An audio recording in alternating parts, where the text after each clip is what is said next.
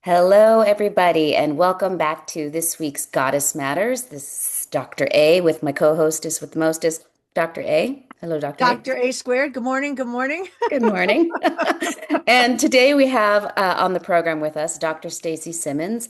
Dr. Stacey, hello. Hi to the Dr. A's. Oh my gosh. So it's like, where do I look? Dr. A, Dr. Good, A. good morning. Good morning. So good to see you again and great to have you on the show. Yeah, Great. we Thank got the you for curly inviting me. hair. The Yeah. curly hair brigade today. Yeah. Um, this is our second try. We tried to film with Dr. Stacy last time, like a week ago, but the forces that be thwarted our efforts. So we're back and we're ready to share with you this really, hopefully in-depth discussion. Not hopefully, it will be in-depth discussion on the modern day witch, what it means to be a witch in the 21st century. Stacy is going to guide us. Oh, by the way, I should let you know, Stacey is a witch. She's an author and a psychotherapist. So, just to give you a little context before we dive in, and a reminder, of course, to like, share, leave a comment, and subscribe to the channel. So Stacey is going to take us through what it means to be a witch in the 21st century. We're going to be looking at the socio-political standpoints, the historical, the religious, the spiritual, what it means to be labeled a witch versus like have that, inner experience of self-labeling as a witch. So we're going to dive really deep into all the nuances, which I'm really excited about because don't I know very little about witches and witchery, as I like to call it, and it feels very apropos. I'm revisiting all the Harry Potters right now, so I don't even know what that means. Stacey's probably really like, "Oh my God, I can't believe she said that." Uh, anyway, so Stacey, if you will, just lead us in. Lead us in, please. Awesome. So I'm so grateful to be here. Thank you both for inviting me. Dr. A squared. You should name the show Dr. A squared. I think that would be, Goddess Matters with Dr. A squared sounds really, really cool. Um, but it's interesting, talking to you guys about witches and it being a goddess podcast because from my perspective they're synonymous, right? So Mm, to hear you say I don't know a lot about witchery, like, oh, that's so fascinating to me because I came through the goddess movement to witchcraft, right? And so it's, to me, they're the same thing, and it goes to one of the things that for me is really important to talk about, and that's all the first and foremost the social construct of witches and witchcraft. So from my perspective, being a witch is someone who is a goddess worshiping or nature worshiping pagan, somebody who practices magic, someone who worships a goddess, right? Somebody who sees sacred feminine and sacred masculine in, at the very least, in connection with each other, and sometimes sacred feminine in, superior to sacred masculine. So that's one version. And the other version is, my PhD is in social psychology, and I studied witch hunts. And, witches historically are people who are social outcasts who are accused of evil doing. And we have lots and lots of examples of that in both historically and in the modern era. So there's the two sides, right? And what happened is in the 60s and 70s, women and consciousness raising groups, they took the term witch and they reappropriated it for themselves. And they were like, if we're going to be social outcasts for wanting basic human rights, then we're going to take this other title and reclaim it and make it our own. So to me, when you start talking about witches, we can't talk about witches without talking about history, can't talk about witches without talking about spirituality. And sometimes these come together and sometimes they don't. So, and mm, you two as mythologists, I'm also curious, from an archetypal perspective, like what does the term witch mean to you, right? Like, because from an archetypal perspective, a witch is something that's more of the social outcast piece. So I'm also curious your perspective on witches and witchcraft. Yeah, it's interesting because when you say that you came to it, through the goddess movement, I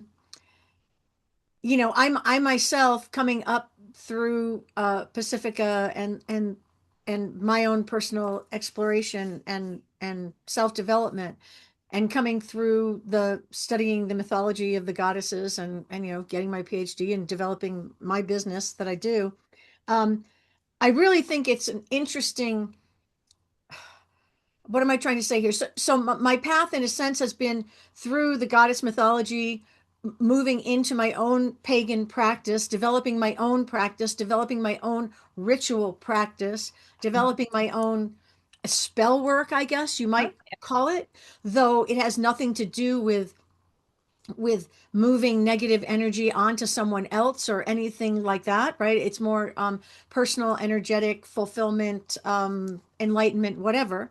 Hmm. Um, and looking at sort of the history of the outcast, of the evildoer, of the lustful, terrible, temptress woman that Hmm. that worshiper of the devil Hmm. that witchcraft comes with, and then looking at what's actually happening now in terms of people, women, large groups of women looking to live outside the patriarchy in some sort of holistic way within the relationship to nature, within the relationship to community, within the relationship to other women, right?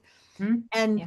so when we first talked and tried to record, you were talking about the definition of witch as being that that woman who chooses to work outside the system, who denies or repudiates the patriarchal limitations and decides to set her own limits and do her own thing.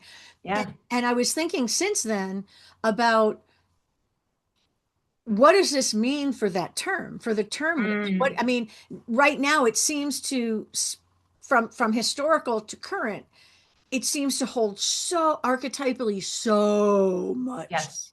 Yes. A Like, hundred. Yeah, I couldn't agree with you more. And that's part of the problem, right? Is that the power structures, the authority structures that we live in now, the fight really is about who controls the nature of authority, not just authority itself, but the nature of authority. Where does it come from? Who gets it inherently? Who has to fight for it? And that to me is the core of what being a witch is about, because I'm saying to the culture, I'm saying to the world, I reject the idea that you have authority over me as a what do we want to call this, white cis hetero Christian male culture. Like, you don't get to determine what my marriage is, regardless of the fact that it's cis hetero, to a man. Like, you still don't get to define that for me. yeah, You don't get to define how I worship. You don't get to define what my relationship is to divinity. Like, all of that gets to come from me. And culturally, historically, that means that I'm bucking authority. I'm the one saying, rejecting the authority of the exteriorized culture. And by doing that, the culture often historically has come back and said that makes you a witch. right, because the Right. culture is or was or still is looking at this, um a function primarily early that came out of the church. Yeah. Oh yeah. But Right. there are laws against sorcery, even way before the church. So ancient Greece, ancient Rome, all had laws against sorcery, even during their own pagan times. And what they were specific, where it was, the laws against sorcery were not against magic; they were against evil. So you could be prosecuted for cursing your neighbor's child or their farm or their crops or their house or whatever. Like, you could be prosecuted for that under Roman law, under Greek law. um okay, like, so, basically hate speech, right? You could have consequences for that. Which is, fine, because those people were also practicing magic. Those ancient Romans and ancient Greeks were also practicing the same kind of magic that pagans and, quite frankly, Christians practice every day. So yeah. And I think, one of the points that we wove in last time is there's a difference between self-identification and the way that others, whether that be the culture, your family, friends, whomever, label you, right? So Yeah. we're looking at a situation in which some people are being labeled as witches for being social outcasts and or actually practicing some form of magic.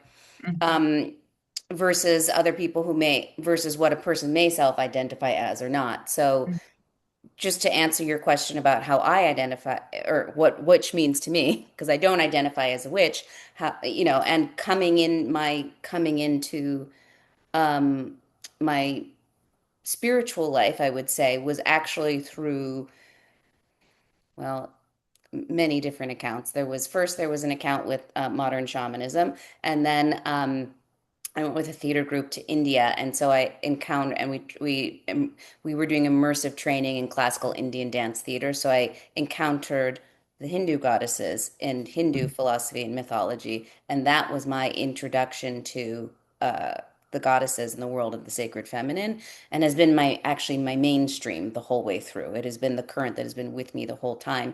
So even though I see myself as extraordinarily spiritual, I also have a very ritualful life, create my own rituals, original rituals, have my own daily practices. I still wouldn't label myself as a witch. For me, a witch is obviously that political class, that social outcast, or somebody that's following like a specific Dianic tradition, like a modern pagan witch tradition. That's like what I see as a witch, is that it has some kind of formalization to it. Yeah. Um, yeah, so that's why I'm like, I don't, there's nothing inside of me that resonates with the word witch, I guess. Yeah. But what's interesting is I think, and I don't know how old you are, Annalisa, but 30 years ago, that might have been your only way in, which is what happened to Right. me. Right. Sure, that makes complete sense to me. So because if like going into a bookstore, there used to be a bookstore in LA called the Bodhi Tree, and Oh, like yeah. anything that was goddess oriented was all kind of on the same shelf as all the pagan stuff, right? Like it was all very isolated and kind of silos, so that weird pesky feminist religion stuff was all the same thing. So yeah, do I know, would I be a witch now if I was starting now? I don't know. I don't That's an know. interesting question. Yeah. But I do think that the modern goddess movement does have a through line historically back to the witchcraft movements of the 60s and 70s and 80s. And without it, maybe it wouldn't be as robust. So yeah, I would say that there's an inheritance there. Yeah. Let me ask you a question. Mm-hmm. So when Annalisa and I talk about this a lot, and we talk about the spirituality movement online, right? The Mm-hmm. all over the world, and of course looking mostly at what's going on here in the States. But the proliferation, maybe since what was previously called the New Age movement, right? Of self-proclaimed um, self-proclaimed bodhisattvas, self-proclaimed shamans, self-proclaimed enlightened beings, self-proclaimed lineage holders, self-proclaimed teachers, self-proclaimed leaders, right? And some of them being legitimate lineage holders in their spiritual tradition, some of them having taken weekend workshops and now consider themselves to be XYZ, whatever it is, and building their own particular communities or whatever. And everyone has the right to do that, certainly. But I'm wondering what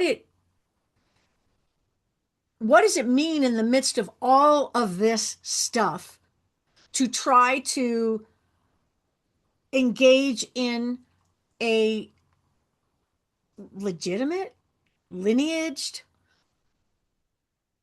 magical witchcraft tradition, right? I mean, how do you, what does it mean to claim it?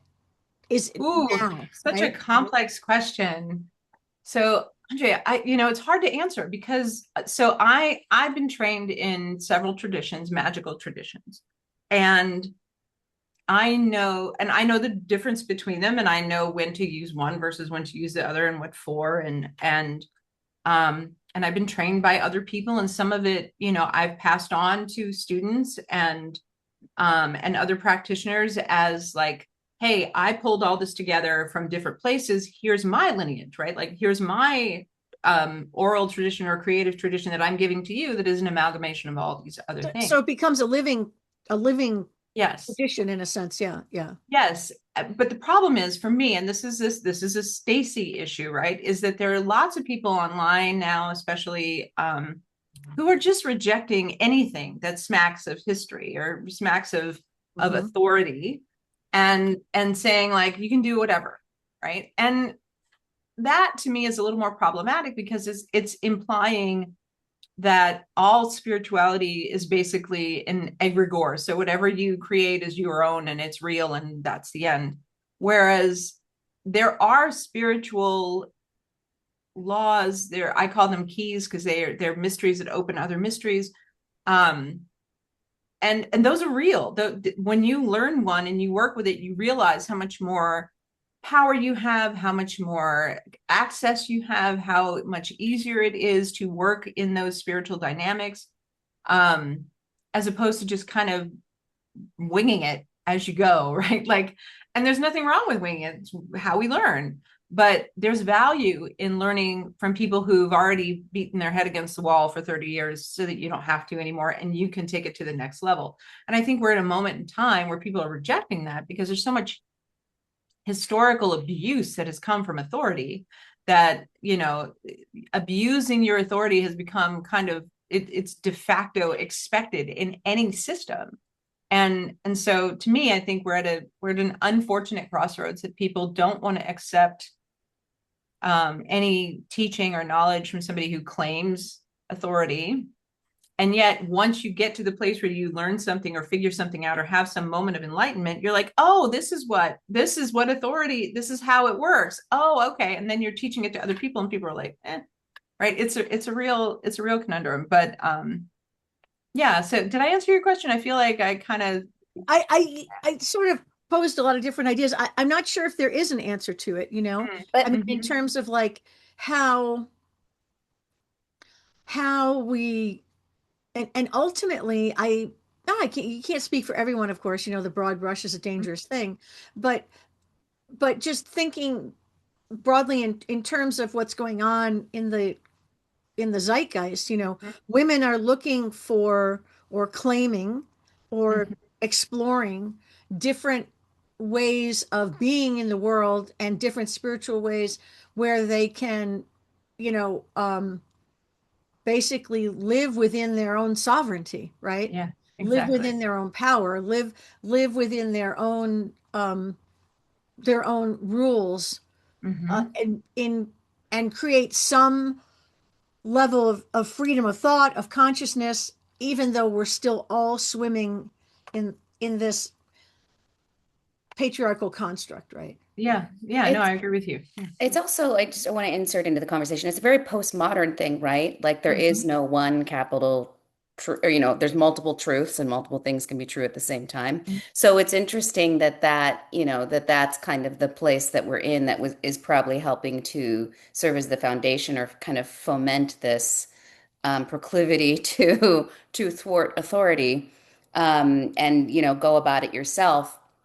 And at the same time, I think, and you can correct me if you're wrong, but the further I go along in my study in Hinduism and Tantra, classical Tantra, it's like it can be dangerous if you don't Mm. work with a teacher or a lineage holder, Yes, somebody who knows what they're doing for other people and for and for you. you.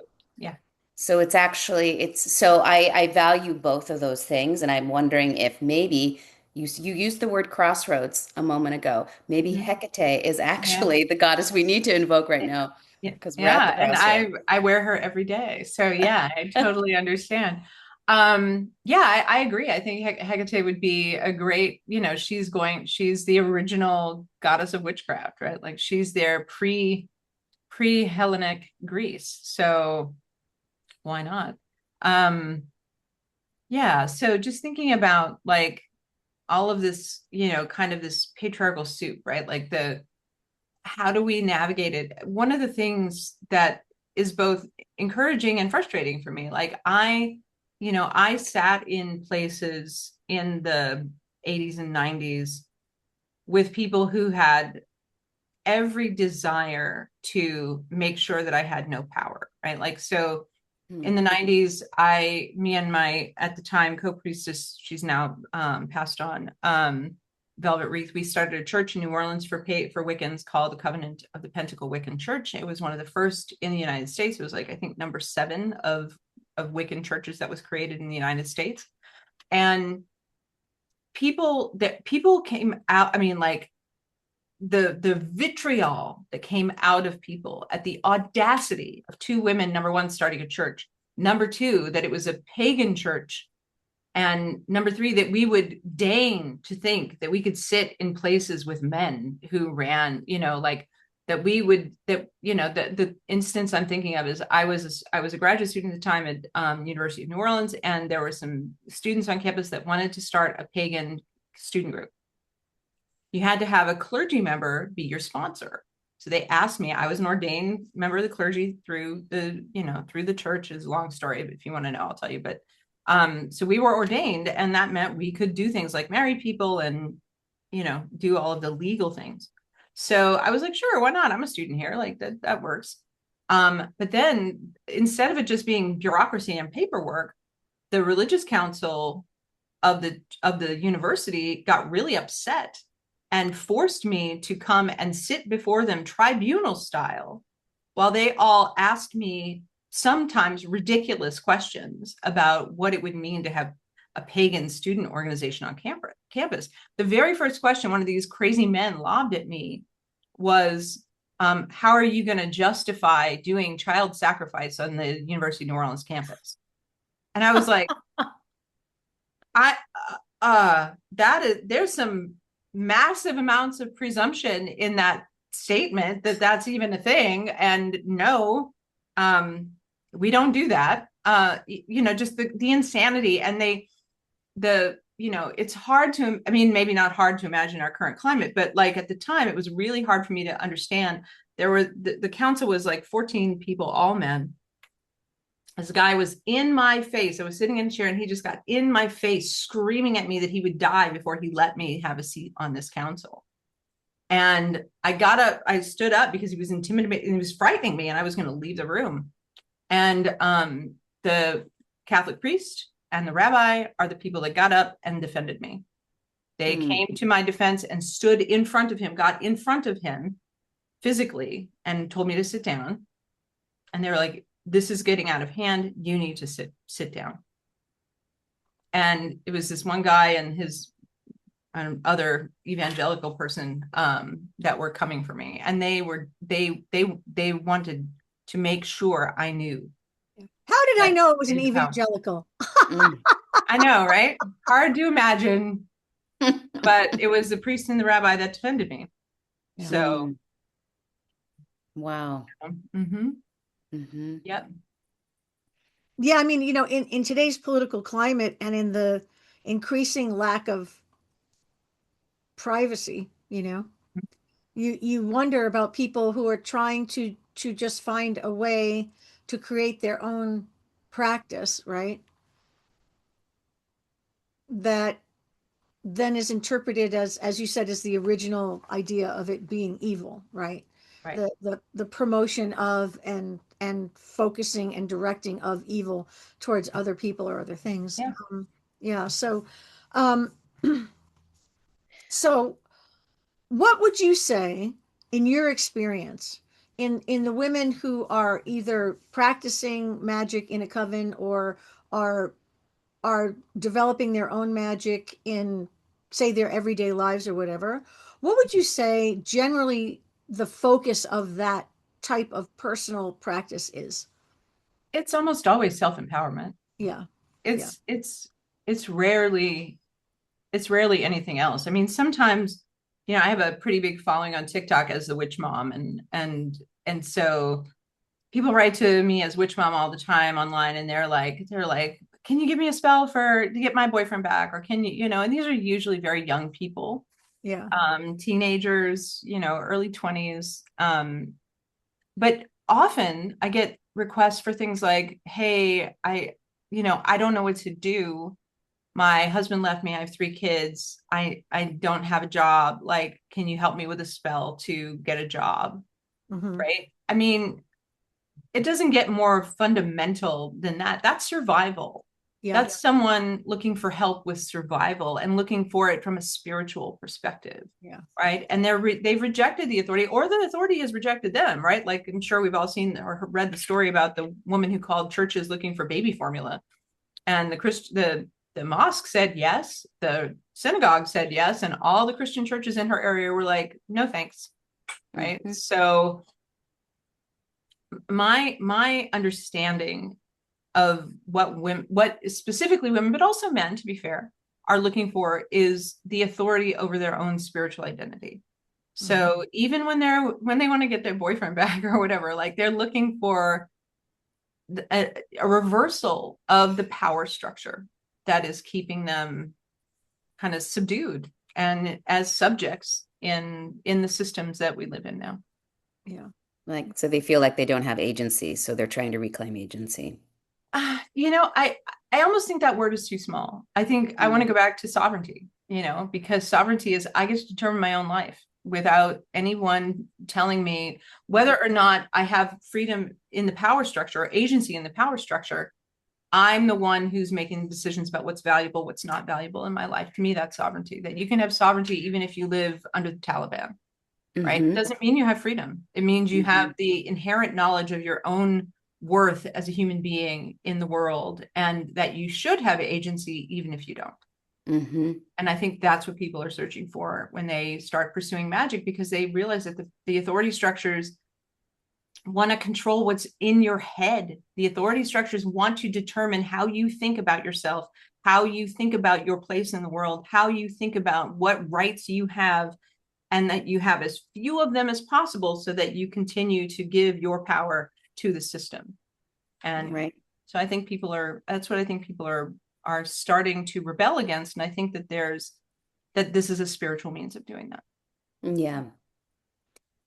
I think even in that case, like, sometimes what people are seeking in terms of liberation or personal autonomy and authority is sometimes even mired by our current patriarchal, capitalistic liberation structure, which even in itself is too small. Yeah. Like, to go beyond the way that we've been socialized to think of enslavement and liberation is still patriarchal. Yeah, It's still within that box. exactly. And So, if you yeah, have to take it, you have to remove the box, yeah, and that's sovereignty.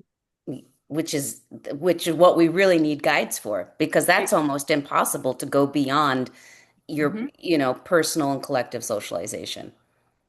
Absolutely. And until we acknowledge that it's there, right? Then, without acknowledging the structures that keep us there, we can't go beyond it, Right. because then it's like swimming in the fish tank, right? The fish tank is all we know. And it's like, but if we just say, wait, there's a fish tank, right? Everybody look at the glass. Until we know that, we can't plan the way back to the ocean, right? Right. Then we're just going to break the tank and be on the floor. Mm-hmm. So, and that's I think that's where we are, and that's my frustration right now, right? Like, is that there are these it's not that the rules are important because they are rules. That's authority, right? The rules of magic or witchcraft, the rules of spirituality, the rules of culture, the rules of interpersonal relationships. They're not important because they exist. They're important because they're supposed to help us figure out what we do and how to interact with each other, how to care for each other, how to mind our own psyches in the world. And if you're not doing that work, then you are going to hurt people. You are going to hurt yourself. You are going to make mistakes, which, look, we all make mistakes. But if they're avoidable mistakes, wouldn't you want to avoid them? Wouldn't you want, last time we talked, when we tried to have our talk, we talked about, have you ever done a spell that backfired? And the answer is yes. I did this really intense magic to try and get my ex-husband back. And it failed spectacularly, because it's the wrong thing to do. It's inappropriate, but it also goes back to those structures of saying, well, what rules were you following? What rules were you avoiding? Right. And I was avoiding some rules. Number one, about free will. Number two, about the laws of magic in general, or the keys of magic in general. And I wound up, so not to bury the lead, but I did this spell on my ex-husband. We were together for 2 years. He left me for another woman. I was heartbroken. He was not a good person, just FYI. This was not a sad ending. This was an appropriate ending. And he, I did this magic under a full moon with lots of magical things that like make it really intense. And the language of the spells was very specific. I want him to tell me he wants to come home. And then if he doesn't, I want to know about his suffering, right? Super bad spell, like on every front, like this is a bad spell, right? So it was summertime. It was around this time of year. He was French. So we had all these French, like Bastille Day parties we were going to go to. And I was like, okay, you go to your parties. I'll go to my parties. I won't show up at your parties. Please don't show up at my parties. I did the spell. He showed up at one of my parties, told me he did the spell. He did what was in the spell, that he wanted to come home. He went home with me that night, made beautiful love to me. It was fantastic. And the next morning when I woke up, he was gone. He had gotten in his car and drove with his best friend to New York. And I did not see him again for several years.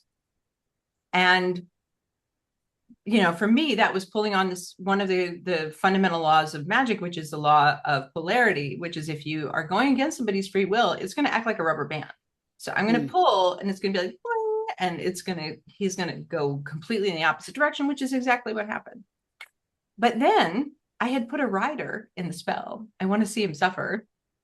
And damn it, if that man did not call me every time he stubbed his toe, lost a job, got in trouble, broke up with a woman, like I became the emotional support animal. And I was like, what am I doing? Why is this happening? And then I remembered the spell. And I was like, oh, but it took me a year. This is how thick I was, right? So after a year of all of this, I went back and I was looking through my book of shadows where I write stuff down. And I was like, oh my God, I did this to myself.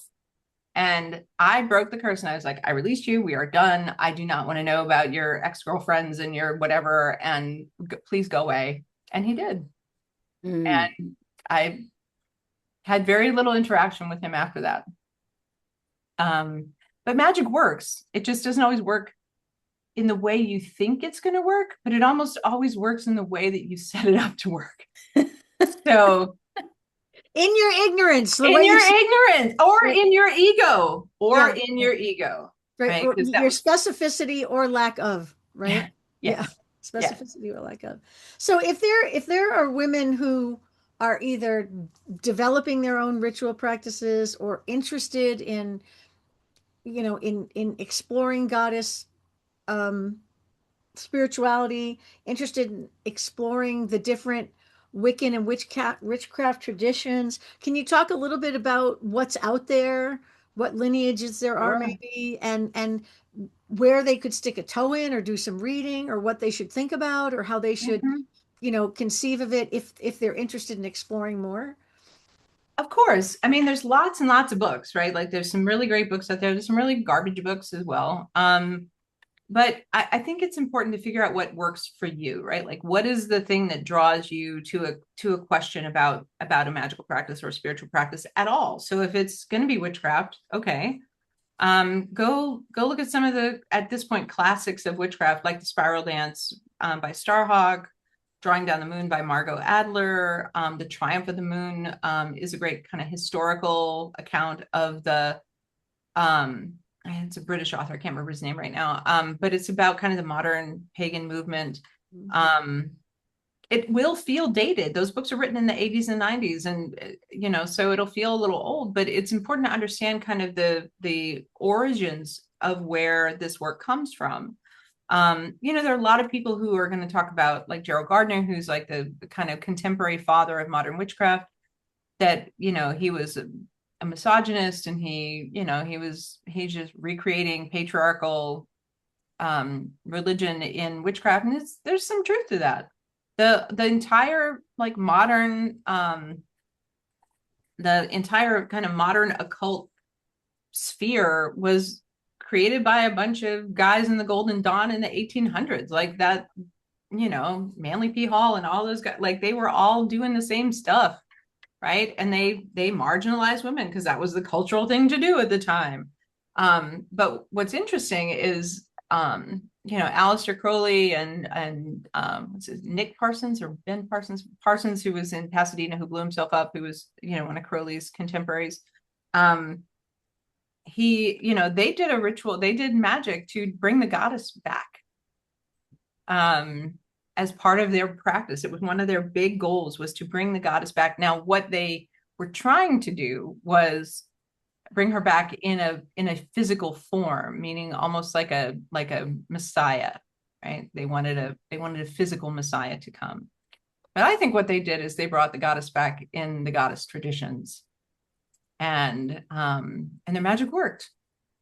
Right? Well, it just didn't work thank the way goddess we for wanted that. it. Yeah, right. Like it Thank just didn't goddess, work the yeah. way they thought it would. They wanted, basically a sex goddess that they could worship at her feet. And yeah, but the goddess had other ideas. She's like, Yeah. oh, the door you're opening for me?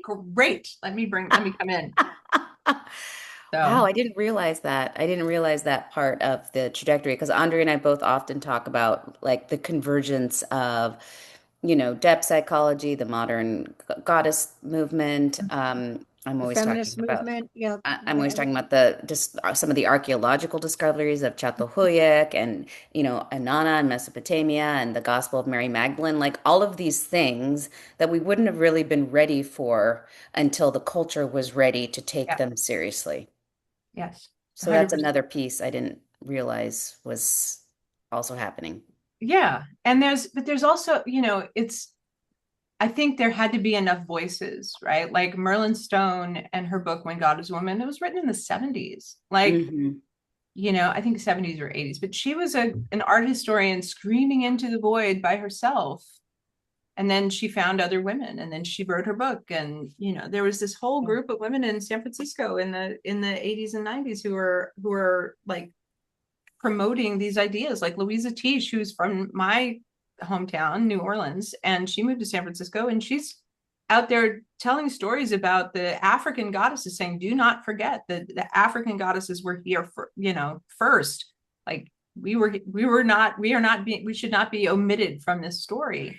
So that, all of those voices had, I think, to come together to build a chorus to help midwife this moment in history in.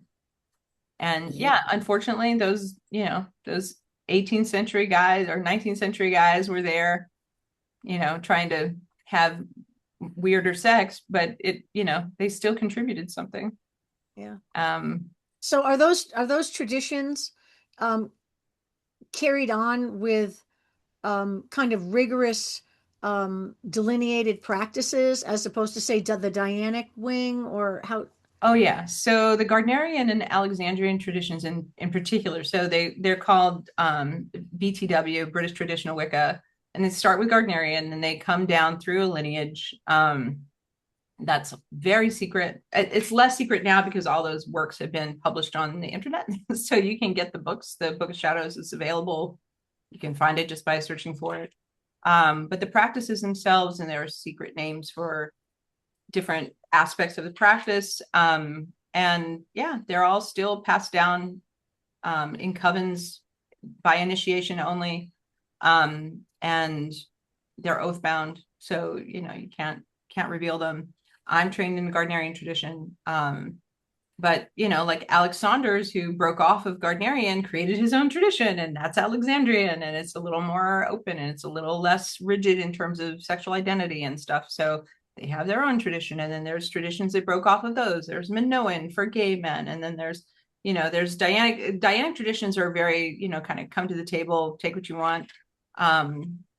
Traditions of witchcraft mostly attributed, I think, to like Z Budapest and Starhawk, and even though Starhawk's books had much more, she honored the divine masculine, but Z did not. Z Budapest, who's still alive, by the way, surprisingly, like 900 years old, but a force to be reckoned with. Her practice was explicitly feminist and exclusionary. And Dianic traditions tend to be masculine excluding, which, you know what, we need that sometimes. We need to balance the overarching masculinity with some overarching femininity and the divinities of space. So there's a place for all of it. But yeah, there are still existing, you know, oath-bound traditions. They're very controversial because the Gardnerian tradition in particular excludes trans people in some instances. Some of them exclude trans people because the practice itself is very focused on the polarity of masculine and feminine. And so philosophically, it denies that the power is in, that you can have that kind of power in a single person who holds both. Yeah. Right? That you need the raising of power between the two. You know, what do I think, for example, of that is like, why would you want to be in a club that doesn't want you, right? Like, create your own tradition. Yeah. Well, the twin soul tradition is really powerful in a lot of indigenous practices, for sure. Yeah. but but there's a lot of controversy. It's really complex too. It's not something that can be applied to non-indigenous cultures from the way I've heard them talk about twin. Well, I mean, it's not something that you can waltz in and claim as your own, but I'm saying in that there are mythological traditions that claim, you know, that claim the twin soul, right? Yeah. So right, but in that tradition, it's given to. It's not a self-identification thing. It's a something that is recognized within the context of the community. So it's a kinship, a relational identity. Right. Yeah. So, but you know, to go back to the original question, yes, there are still oath-bound traditions. But there's also a lot more of self-identified, self-proclaimed witches who, you know, some of them are Christian witches, some of them are Jewish witches, some of them are, you know, satanic witches, which I find like, well, abhorrent, but that's my own bias, right? Like the whole basis of that practice, for example, is like, no, the self is the greatest thing alive, and you should serve yourself. That's what satanic witches are all about. I in the same way that my mom like rejected the word witch, I reject the word satanic. So it's like it's all just a cultural bias. And the hard thing I think for me is the rejection of authority also seems to mean the rejection of previously acquired knowledge. And that's hard for me, because for me, the knowledge was so hard won. It's like, please let me help you. And it's like, no, I'll do it myself. Like, okay. I mean, but these men who in the 1800s, you're saying, started modern, what would be the modern paganist movements, right? Where did they themselves acquire their knowledge and their the way that they ended up structuring paganism with the rituals and whatever the protocols are and the initiations? Where did that itself come from? Some of it comes from Freemasonry. Okay. And a lot of it comes from Freemasonry, and some of it comes from other texts that we don't know the origins of. Some of it was, you know, demonologic texts from the Middle Ages. Some of it was magical texts from the Middle Ages, like the Goetia and stuff that was translated by Israel Regardie and all these folks. But we don't know if that was real. We don't know. We have no way of knowing. We know that the oldest texts are from like the 1400s and 1500s. Was it something made up? Was it something that came in a vision? Couldn't tell you. Yeah. Are alchemical texts like the Hermes Trismegistus and all of that? Yeah, that too. Are part of that as well. Yeah. Yeah. So, but that's the origin, and then those became like the Order of the Golden Dawn, and then from there those became other traditions, and then, you know, in the 1950s we have in England the repealing of the witchcraft laws, and Gerald Gardner coming forward and saying, I've been a member of a witchcraft group since, you know, I was a kid, or since I was returned to England, and they meet in the New Forest and blah blah blah blah. And we don't know if that's true. There's a lot of speculation that he just made the whole thing up, which, okay. Yeah. But that's the origin, and whether you want to attribute it to him or attribute it to, you know, the Golden Dawn, or you want to go back and look at it, it doesn't, at this point, it's like, where do you want to kind of find your foundation? For me, I went back and tried to look, like I have a lot of those texts. I know a lot of it also came from Kabbalah, like, so there's a lot of that. So yeah, how do you navigate it? You try to find the truth as it resonates in your own body and psyche. That's all you can do. It was Yeah. interesting. Go ahead. Well, Andrea, I do want to go circle back to the socio-political piece. So I was going to say I'd like to do that unless you have I just have something else. one other Yeah. comment on the history of it, but in the work in my dissertation, writing on basically I don't know, the goddess movement part of it, right? In terms of women's sovereignty. It was really interesting to me to go back and look at like the work of Fraser, like when we're talking about the Golden Bough and all of that, and then coming forward in the 40s and 50s to the work of Graves, who Yeah. really Yeah. just claimed it all. Yeah. On one day, he says um, it wasn't inspired,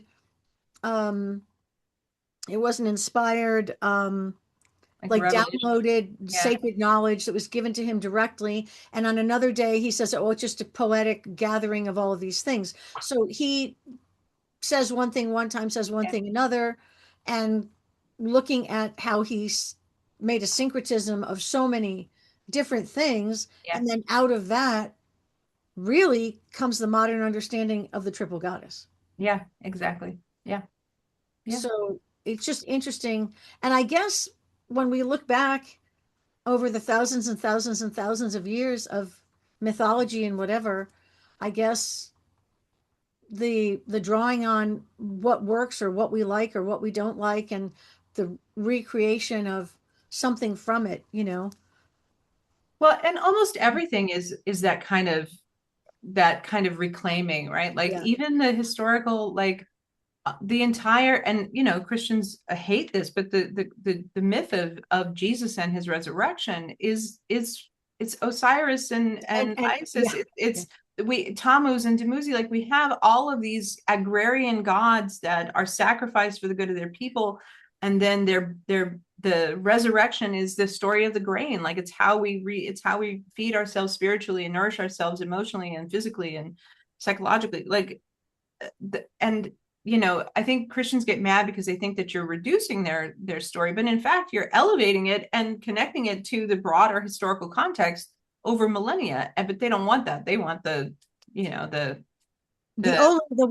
supreme one, right? yeah. I'm it. Like, no, we have the real truth, right? Nobody else had it before us. It's like, okay. Well, it's like Campbell says, you're never going to know what the new myth is going to be. Right. Right. Yep. Like how many thousands of years is it going to take for it to, will we even be here? that Yeah. Yes. And maybe it'll be the who or whatever's next. It'll be, the bunnies have their own culture and make technology. Aliens and AI. Yeah. That's the conversation we had with Dr. Joanna, and we'll have with her again next week. Last time I think we spent a little bit more time speaking about the historical aspects of the witch hunts. And because this is your specialty, because you have a doctorate in it, I'd love to hear you speak to that a little bit. And I had brought up the book, I'm just looking at it now, Witches, Midwives, and Nurses by Barbara Ehrenreich. Ehrenreich, yeah, which for me like blew my mind open. Like it was so extraordinary in the way that I came to see that the modern medical movement, you know, which is basically a very masculine, we already know it's a very Western institution, but also very masculine, and the way that it was, used to not even just suppress, but took over the spaces of women. eradicate women healers, and the way that it's still doing that. It's continuing today, which leaves, I think, very liberal people, I would say, in inner conflict, right? Yeah. Because we're supposed to trust the science and trust the medicine, but also seeing that what we're trusting is a very patriarchal institution, Yes. right? Yeah. So, I mean, Ehrenreich's book's really great. It is just teeny tiny. It's like 80 pages or something.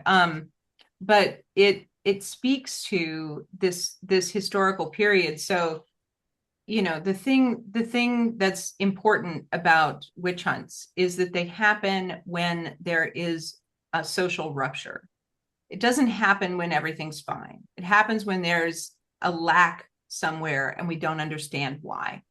And it's typically when authority fails and then the public tries to figure out what's happening. They can't. So a supernatural force is usually assigned responsibility. And that gives the authority the option of coming back in and reclaiming authority. So those people are called moral entrepreneurs. And the way it works is that they'll come in and they'll be like, I know it's the witches, right? So in the 1400s, 1500s, 1600s, 1700s, people would walk around and be like, I can find the witches in your community and tell you how to eradicate them. And then once they're gone, everything will go back to normal. That's never worked, number one. But the important piece is the social change and the economic change. In every single one of these cases, it's been because of social and economic change that a witch hunt happens.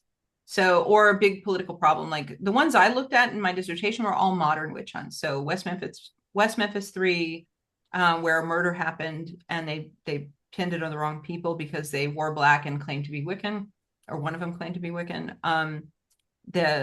The Manhattan Beach McMartin preschool case, that there was no crime there, but lots of misattribution of wrongdoing. And then Columbine, where there was a real crime, but the perpetrators killed themselves, and then the culture reabsorbed them to say, oh, how have we as a culture failed? Which is probably what's going to happen next in our greater culture, once the current administration is gone. But the point of all that, moral panic and witch hunts happen when there's social upheaval and economic change, typically, or economic deprivation. And that deprivation creates, this looking for a systemic or systematic solution. Scapegoat. Yeah, scapegoating. Yeah. Yeah. And that's how it happens. In that time period, in the 1400s, 1500s, 1600s, the Middle Ages, like that was because there were so many wars, and the economy changed from a land-based economy where you rarely went 10 miles beyond your home, and the economy was based on what you could grow, and your allegiance was to the Lord who owned the land that you lived on. And so when that changed and suddenly you needed money to buy food and you needed money to pay the rent to your landlord, like suddenly everything's like, wait, what money? Like money's something that I've seen maybe twice in my whole life, and now I need it every month. Like, how do I do that? And that shift created the opportunity for the witch hunt, because now I owe money, and the only way I get money is if I can milk my cow, and my cow's sick, and my neighbor was kind of being a jerk to me the other day. And so maybe it's her fault. And I saw her looking at my cow really, disdainfully. It's like she put the malocchio on my cow. Now I can't pay my rent, right? Like, so it's this, right? This there's nothing solid, and so you accuse your neighbor because that's the closest person that you can attribute the blame to. Yeah. And it's happening around us like 24/7 right now, right? Mhm. And It's so interesting because, like, same. now it's like we're going to blame the immigrant, right? Yeah. And Yeah. in Europe in those years, it was indentured to the Lord, and there wasn't all that much cultural mingling because of distance. So Right, but they blame the women because that's all what the I was men going to went say, off to war. because Yeah, the there was no women. person of a different color. Who are they going to Right. blame? They're going to blame the women. Yeah. Right. And part of that is because all the men went off and died in war, or they died in diseases, because women are more robust physically often than men and more resistant to disease. So women survive plague longer, women live longer even back then. So yeah, so there's a minority of men, there's a majority of women, and women don't have any rights. Women can't own property in many places. Women are not educated. They're not literate. So same idea, right? Blame the people who have the least amount of power. Mm-hmm. Mm-hmm. Right. Yeah. Um, and, in the case also, they're described. Can you also speak a little bit to this point of the women healer, like the Mhm. role of women healers being supplanted by the male, Sure. the creation of the male medical So model. yeah, so in that same time period, the modern university systems were being created especially around the 16 and 1700s. And even Francis Bacon, this person who we uplift as this, kind of the beacon of science, he said we have to beat the what not beat. It was either beat or torture. We have to beat or torture the secrets of nature from her adherents, Hmm. right? And what he was talking about was the witch hunts, right? We have to get the information from the midwives. We have to steal that information so that we can bring it into science. Right. And it was these women who may have been literate, maybe they weren't literate, but they did things like they'd keep herbs, and they knew what herbs did what, and they knew the science of how to use those herbs for different things. Like our aspirin comes from willow trees, like that came from midwives. Willow bark, yeah. Yeah. Um, the practice, I saw this did not come from me. This came from a great video I saw. I don't know if it's true, but I think there's reason to believe it may be. That the idea of a voodoo doll, for example, was illiterate people having a doll that was your practitioner, saying, when you came in last time, I put a pin, you were having heart palpitations. How is that now? Right. Mm. And then but it became the resource became actually the source. Got it. Right. Like, so it's like, oh, well, you put a pin in my heart. No, no, no, that was a marker to denote What we were treating, right? what we were treating last time you were here. Right. Yeah. So again, don't know if that's true. That was from a Black creator talking about modern hoodoo and voodoo practice. It sounds valid to me. So, but the same kind of thing with, European traditions, women who maybe had little to no literacy, but knew to wash their hands before they gave an examination or delivered a baby. Yeah. Right. Yeah. And the men at the time who were educated by the church, because all the original universities were created by the church, thought prayer was enough. I don't need to wash my hands. I can pray over this body and, put my hands in a place that my dirty hands where I was just eating or worse, like, and put my dirty hands in this and God will take care of you. It's I like, mean, even just looking at the history of childbirth and the mm, matrilineal lines within families and mhm, women who had given childbirth, who had seen it, who had helped, and the midwives that developed who mhm, knew how to look at, diagnose, understand, figure out how to, if a baby was breech, how to push the baby, how to mhm, turn what, I mean, all of these things that they taught generation to generation, right? mhm, A matter of mhm. survival. Yes. Yeah. And the Right. the institutional knowledge that needed to be held by the universities would do anything to quash women's knowledge, because they needed the authority to come from up here, not from down here. Yeah. Not I the remember, oh, sorry. I remember reading once to the point of childbirth that I think it was the 19th century, that when they still hadn't figured out contagion, like how yeah, contagion germ actually theory. works, Hmm. germ theory, right? That there was this uptick in elite circles of women dying during childbirth or shortly after because the male medical staff Doctors.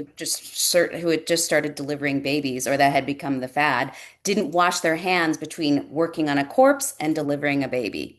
That's right. Whereas obviously the midwives knew that, but we know that we have historical facts for that now, Yeah. Yeah. Yeah. right? And it even goes so far, not just the midwives, but also the veterinarians. The veterinarians knew to wash their Mm, hands before treating animals Yeah. so that the animals would survive, because they had value as property. Hmm. So the veterinarians would wash their hands, and the doctors still didn't listen to them. They believed that their prayers would do more than their physical actions. right. It's just Hopes and prayers. Gee, that sounds really, Yeah, so that sounds really familiar. familiar. Yeah. Oh my God.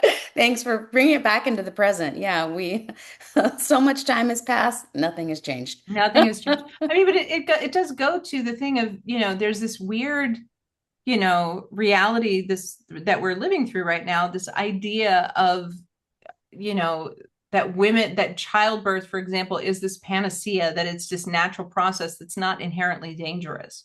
Oh my That God. it's something that's just, it happens like I don't know, like you eat a meal and then you poop. It's that, right? As opposed Yeah. to, no, it is inherently dangerous. It changes your body. It's physically, perilous for the person giving birth. Right. There's nothing inherently, I mean, there's plenty that's beautiful about it, but there's nothing that's inherently easy or natural in the sense of like Riskless. It's not risk. riskless. Thank you. It's not Yeah. riskless. It is, Yeah. it's very much risk rich. Yeah. Right. You're walking that fine line between death and Yeah, creation through that exactly. process. Yeah. Yeah. I had a teacher once that told me that the opposite of death is, as a state, is not life, it's sex. And I always love that. Mm, So, yeah. mm. That's very But true. that it's not that birth and all of that it can be a consequence, but if we treat it like it's the opposite, then we treat it like it's passive. Birth. Yeah. Mm, And birth is not passive. No, right. it's not. No, no. Yeah. Yeah. Yeah.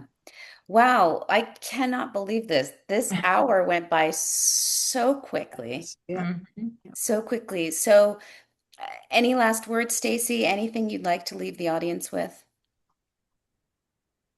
I guess challenge the word witch. For me, witch is about reclaiming my sovereignty in my spiritual practice, in my relationship to goddess, in my relationship to divinity. It's about me saying I have the authority, not a book, not a man, not an institution. So when you hear somebody use the word witch, I would just ask you to think about the context in which you think about that word, Mm, um, and to not immediately think that it's worth demonizing. Yeah. mm, Yeah. Yeah. It makes me think like the word witch. It's like, which way do I want to live? Which thing do I want to choose? Oh, I love that. Right? Which, which practice do I want to include? Which spiritual tradition resonates with me? I kind of, Mhm. I mean, I know it's a funky little flip on the word, but it really, when you use it that way, it implies complete sovereignty over all your choices, right? mm. Yeah, I love that. Yeah. Love that, Andrea. Thank you. Yeah. Okay, so thank you again, Stacey. This was amazing, and I'm glad you were able to come back for try number two. Yes, and thank you, Hermes, for all your help on the community. Yes. Yeah. To everybody at home, again, please like, please share, please leave a comment. If you leave any comments or questions for Stacey, I will make sure to pass them along. And we will also have the links to Stacey's books, her website, and ways you can follow her on TikTok, for example. And, if you have any classes or anything like that, Stacey will share that as well. Okay, great. Okay. So, Andrea, thank you as well. Thank you. Thank you, Stacy. Thank you, Dr. A. And we'll see everybody next week. All All right. right. Take care. Okay. Ciao. Okay, I'm going to stop the recording. Stop recording.